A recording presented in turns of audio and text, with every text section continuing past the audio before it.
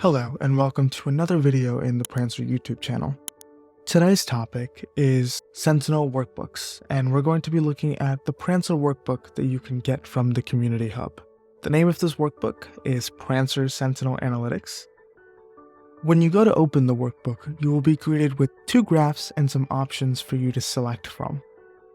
The graph on the left is for pack scans, so actual application scans that were performed by Prancer. And the graph on the right is infrastructure scans, so all of our IAC scan information. And above these two graphs, we have a couple options. We have the time range option, where you can select how many days of data you want to look at. We have the dashboard mode, which we'll come back to in a minute. And then we have the subscription option. So if you have data for resources in multiple Azure subscriptions, you can filter down to which subscription you actually want to look at. Now let's start with the pack graph. This graph is split into various severities, so you have high, medium, low, and informational.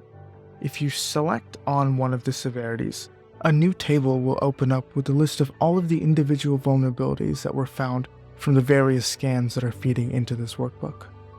Now you can further drill down by selecting an individual alert, which will give you all of the information that Prancer provides about that alert, such as the name of the vulnerability, the URL, the description, possible solutions for the vulnerability, as well as items like severity, CWID, WASP ID, MITRE ID, and request and response information that was sent and received for that vulnerability. You can then follow a similar process on the right side for all of the IAC information by selecting on either passed or failed, and then selecting on the actual alert that you want to look at. Once you select the alert that you want to look at, you will be provided with a name for the vulnerability, the resource path associated with the alert, a description of what was found, as well as potential remediation steps for the vulnerability. Now, if you go back to the top and switch the dashboard mode from alert to resource, you'll be greeted with a new view where instead of filtering based off of the actual vulnerability, you can now filter based off of the Azure resource.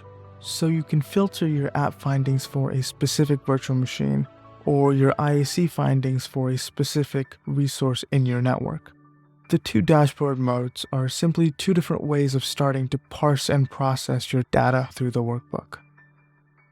That was a quick guide on how to parse Prancer data with the help of the Prancer Sentinel Analytics Workbook.